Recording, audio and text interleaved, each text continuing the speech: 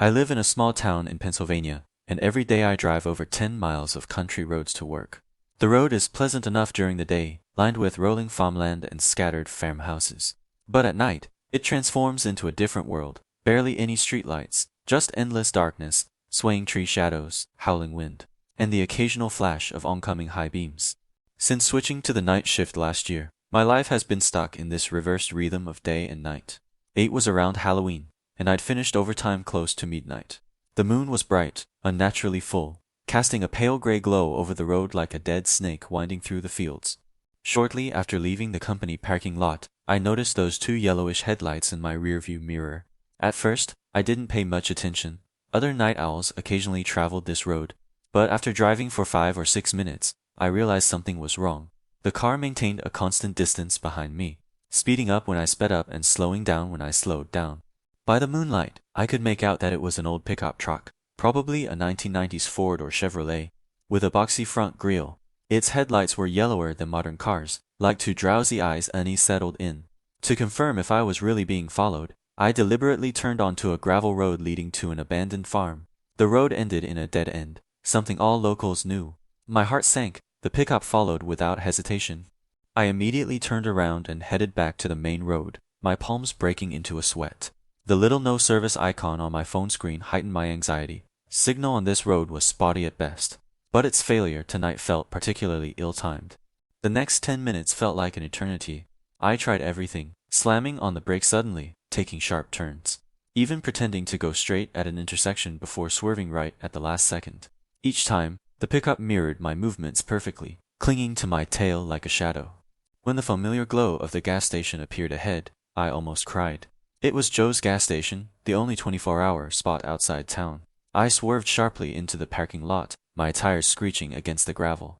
I parked as close to the convenience store as possible, and through the glass window, I saw Joe sitting behind the counter watching TV, the flickering blue light casting shadows on his face.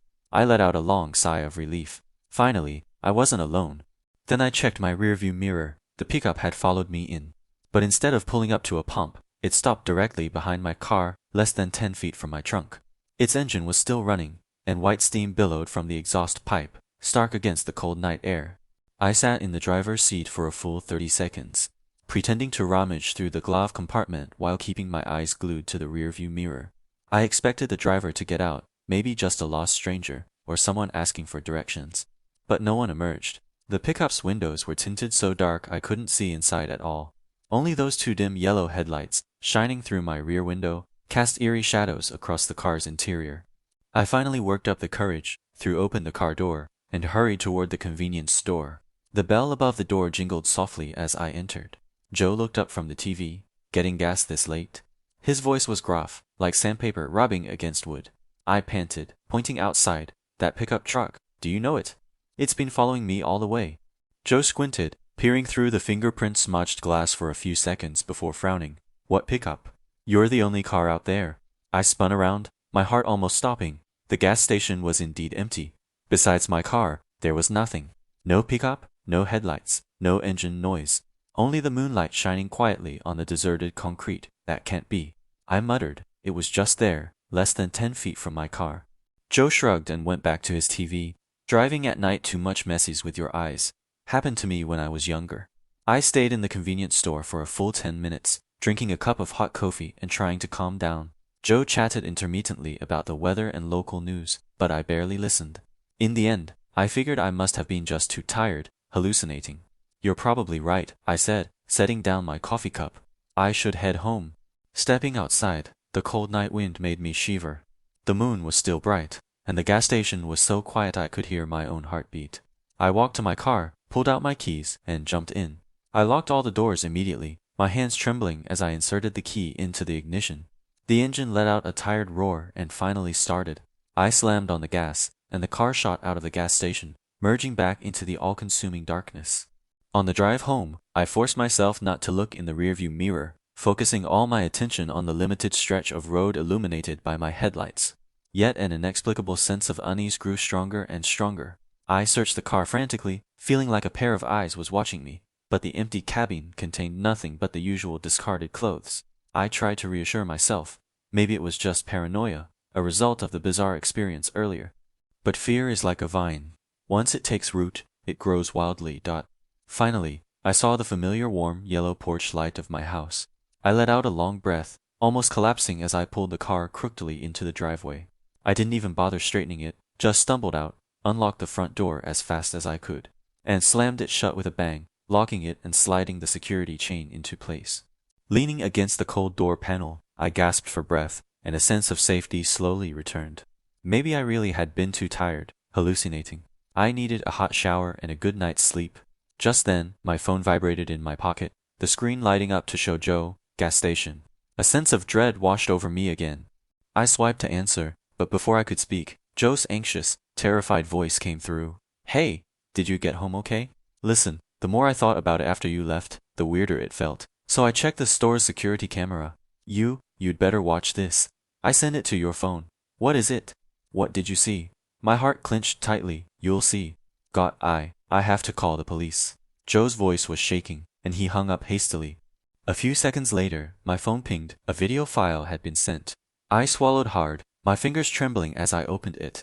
The video was shot from the camera above the convenience store door, angled to cover the area where I'd parked. The quality wasn't great, filled with a black and white static typical of night mode. I watched as I parked the car in a panic and rushed into the store. After that, the screen stayed still for a few minutes, with only my car parked there alone. Then it appeared. A tall, blurry black figure slipped silently out from the edge of the frame, right behind my car. It was like a cluster of condensed darkness, with no clear outline, moving almost without a sound. It glanced around warily, then scurried around to the back of my car and crouched there for a few seconds. What happened next made my hair stand on end. The figure reached under the trunk lid and groped for a moment, and my trunk popped open silently, just a crack.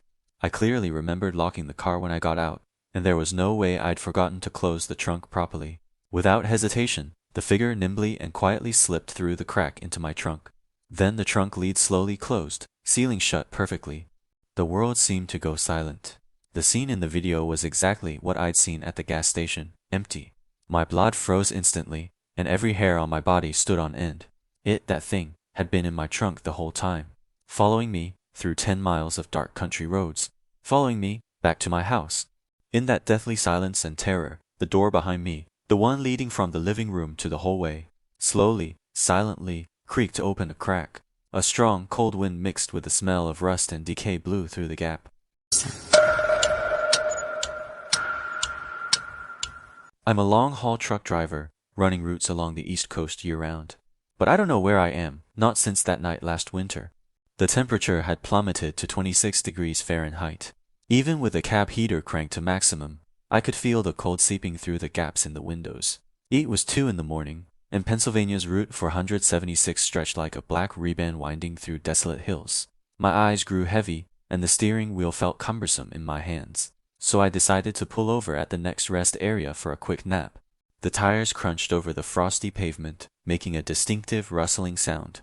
In the distance, the green reflective sign for exit 42 emerged from the darkness, like a glowing eye. That's when I saw her, right beside the ramp leading to the rest area. At first, I thought it was a temporary traffic sign. This stretch of road had been under construction lately. But as I drew closer, the outline sharpened, a girl standing in the bitter wind, wearing a thin light blue jacket and jeans, her blonde hair tousled by the gusts. Her hands hung at her sides, her body trembling slightly, and she looked no older than 17 or 18. I slowed down instinctively and flipped on my hazard lights. Out here in the middle of nowhere, a girl alone by the road at 2 a.m. must have needed help. Maybe her car had broken down, or she was in some kind of trouble. When my headlights fully illuminated her, a chill ran down my spine. Her face was unnaturally pale, as if she'd never seen the sun. What unsettled me most was her expression completely blank, like she was wearing an elaborate human mask. Her eyes were open, but they were empty and unfocused, not fixing on anything. She stood rigidly upright, facing the direction I was coming from, her posture stiff and unnatural. I had a strong gut feeling. Something was very wrong. Reason told me I should stop to help, but a deeper, more primal instinct screamed in my mind. My foot hesitated between the gas and the brake, and in the end, I didn't come to a full stop. Instead, I let the truck glide past her at a slow speed. At our closest, we were no more than 16 feet apart. Through the passenger side window, I could clearly see the delicate contours of her face, and a dark stain on her light blue jacket, like oil or dried blood. The cuffs of her jeans were caked in mud. Just as I passed her, I noticed that the streetlight's glow fell on her, but barely cast a shadow. No, not none. The shadow was unusually faint and distorted, as if the light was passing through her rather than being blocked by her. In the rear-view mirror, I could still see her standing there, a lonely silhouette under the streetlight. The wind whipped a few dead leaves past her feet. It took only 3 seconds. When I glanced back in the mirror to check again, she was gone.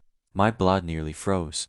It was an open area with no cover, no trees, no ditches, just flat grass and the vague outline of hills in the distance. She couldn't have run to any hiding place that quickly. It was like she'd vanished into thin air. I tried to write it off as a hallucination, a little detour from reality. But as I rounded a bend, a blue figure appeared again not far ahead. There she stood. The same light blue jacket, the same posture, the same position. Right by the side of the road 100 yards ahead. It was impossible. I'd just driven past her. I slammed my foot on the gas, and the truck roared forward. Just as I was about to hit her, she disappeared again, melting into the air.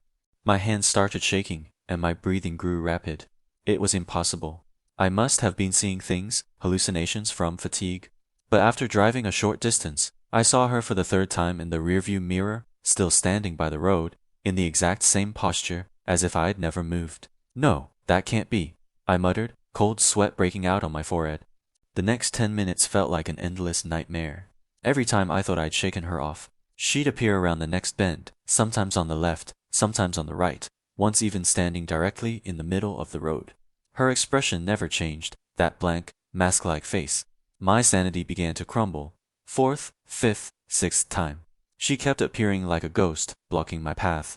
Get away from me! I shouted into the empty cab, my fingers white from gripping the steering wheel too tightly. When she appeared in my headlights for the 7th time, I snapped. Fatigue, fear, and anger surged inside me. Instead of hitting the brakes, I slammed my foot down on the gas pedal. I've had enough. The truck raced toward her at nearly 80 miles an hour. I expected her to disappear again, but this time she didn't in the split second before impact. I clearly saw her head turn toward me, and a strange smile seemed to flicker across her blank face. Bang! The loud crash deafened me. I felt the wheels run over something soft, and the steering wheel jerked violently in my hands. I slammed on the brakes, and the truck skidded on the icy road before coming to a slanted stop on the shoulder. I slumped in the driver's seat, soaked to the bone with cold sweat. My heart pounding so hard it felt like it would burst out of my chest. After a few seconds, I shakily opened the door and stumbled out of the truck. The cool night wind cut at my face like a knife. I walked around to the front of the truck, bracing myself for a gruesome sight, but there was nothing. No blood, no body, not even a scratch from the collision. My truck was intact, as if everything that had just happened was just a hallucination. But the feeling of the impact had been so real, and the sensation of the wheels rolling over something still lingered under my feet. Fear overwhelmed me. I scrambled back into the cab, my hands trembling as I inserted the key. The engine sputtered ominously, then started miraculously. I didn't dare look back. I wrenched the steering wheel and fled the area as fast as I could. 20 minutes later, I finally saw a restaurant sign glowing with neon lights. I practically drove the truck into the parking lot, the tires skidding on the icy ground. I stumbled through the restaurant door, and warm air rushed over me. Behind the counter, a middle-aged waitress stared at my pale face in surprise. Good Lord, are you okay? You look like you've seen a ghost. I collapsed onto a stool at the counter, my hands still shaking uncontrollably. That exit. I managed to say, "There's a girl." The waitress's expression changed instantly. She set down the coffee pot she'd been wiping, and the aluminum bottom clinked against the counter. "Light blue jacket?" she asked softly. I looked up sharply, my heart racing again. "How do you know?" She fell silent for a moment, looking at me with a complex expression. "I've heard this from more than one person." She paused, her voice dropping even lower. 10 years ago, an 18-year-old girl was killed in a car accident around there. It was just as cold that night. The driver fled the scene.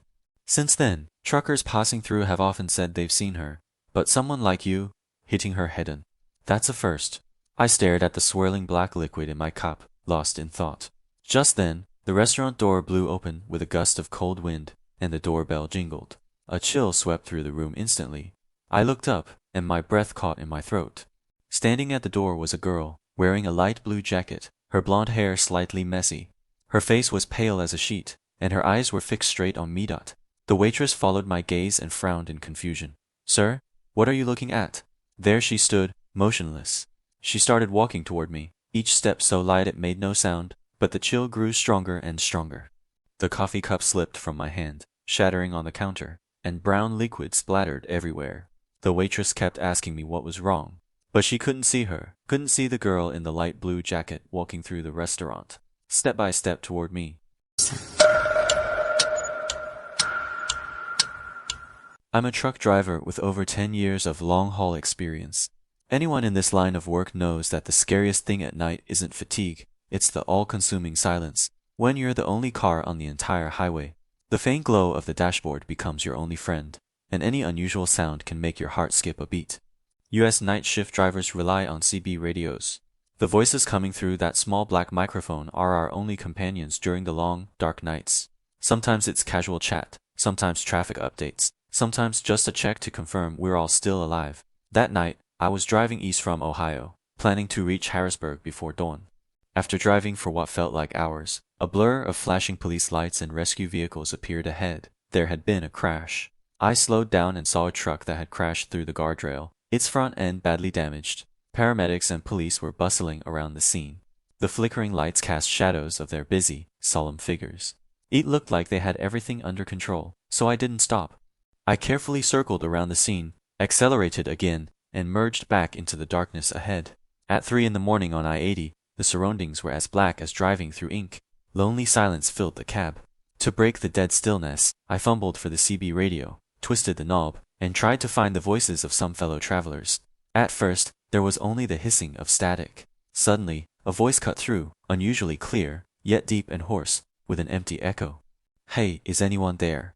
The voice was low, gravelly, and tinged with a strange reverb, as if coming from a deep basement. I picked up the microphone. "Yeah, buddy. Where are you?" There was silence on the other end for a few seconds, only background static on the airwaves. "I'm on I-80. My truck broke down." I glanced at the GPS instinctively. I was on I-80 too. Maybe it was the driver from the crash I'd just passed. I pressed on. "What happened? Do you need help?" "I just drove by an accident scene. Was that you?" The CB went quiet again for a moment, then the voice said slowly, "I don't know. It's really dark here. No one else on the road. I figured some fellow driver must be in trouble, so I kept asking, 'Which milestone are you near? I can call the state troopers to help you.'" The voice paused. Then its tone suddenly turned eerie. "You are the state trooper, aren't you?" I froze for a second, then laughed and replied, "Nah, just a driver." I didn't expect his immediate response, a sentence that made my blood run cold. "Then why are you driving that blue truck?" A sharp chill ran down my spine. I was indeed driving a blue freightliner, and CB radios don't show images. Dread crept up my back. "Buddy, can you see me? Where are you?" My voice trembled a little. His answer was simple and direct, yet it made my hair stand on end. "Right behind you." I snapped my head to the rearview mirror. Beyond the 2 red trails of my truck's taillights stretching into the endless darkness, there was nothing. A louder, more shrill burst of static filled the CB, mixed with heavy, labored breathing. Then the voice spoke in a near whisper. "Can you do me a favor?" "What kind of favor?" My throat felt dry. "Look back. Am I already in your trailer?" My hands almost instinctively let go of the steering wheel. The truck swerved slightly on the road. I quickly steadied it, my heart pounding wildly in my chest. I forced myself to check the rearview mirror again. Still nothing. I turned off the CB and drove as fast as I could, trying to outrun the unease. But a few minutes later, the radio turned on by itself. The same voice came through, now fainter, almost drowned out by static. "You don't have to be scared. I just want to go home." At that moment, my blood felt like it had turned to ice. Fear clamped around my heart like a cold hand. I didn't even have the courage to glance back at the dark sleeper area. Instinctively, I slammed my foot on the gas. I drove nonstop all night, racing forward until the sky began to lighten. The next morning, I pulled into a rest area to refuel. An older driver climbed down from the truck next to mine. When he saw my truck, he froze for a moment. "Buddy, were you driving on I-80 last night?" he asked, furrowing his brows. I nodded, a sense of foreboding rising in my chest. He rubbed his hands together, his eyes shifting nervously. "When I passed through there last night, I also heard a voice on the CB, said his truck broke down. He was stuck on the side of the road, and he wanted someone to help him get home." The voice sounded really creepy. I swallowed hard, my throat feeling parched, and pressed him. "Then what? Did you see anything?" "That's the thing."